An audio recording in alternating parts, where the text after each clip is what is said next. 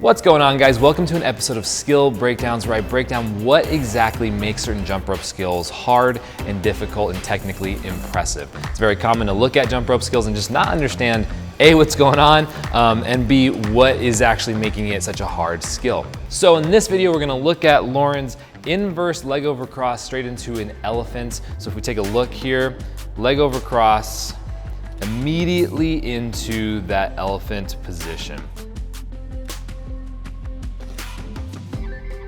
Let's break down what's going on here. We have an inverse leg over cross, or an inverse Kruger. That's the term I'm giving it. You may hear different terminology somewhere else, but effectively, this is a standard leg over cross. We could switch our hand placement here to make it an inverse leg over cross. So you jump here, and typically you would come out of it into a standard cross. So what's making this so hard is that right after this, she's doing an elephant, which is both arms crossed here. Now, if you're not familiar with either of these skills, you're probably already thinking, well, this already seems pretty difficult, and it definitely is, but moving from that leg over cross straight into an elephant is pretty wild.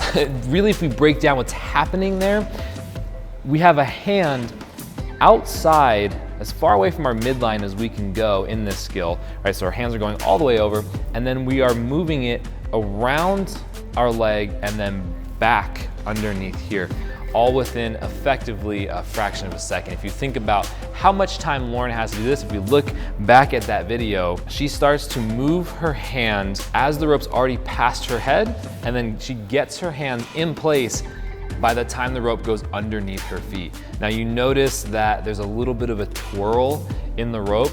Her hand is going from here and doing a full circle and then placing underneath her leg. So it's just absolutely wild, and it's really cool to see this kind of innovation with the rope. This is one of those skills that almost seems not possible in theory, just because of how much travel has to happen in such a small amount of time, but it really speaks to the proficiency of Lauren and of her ability to actually do that kind of a really difficult skill. Now, another really detailed piece about why this is so impressive is if you actually go and watch Lauren's body position during these crosses, her chest does drop, but everything still remains really aligned. Even during the elephant cross, she brings her leg up towards her face to complete the cross.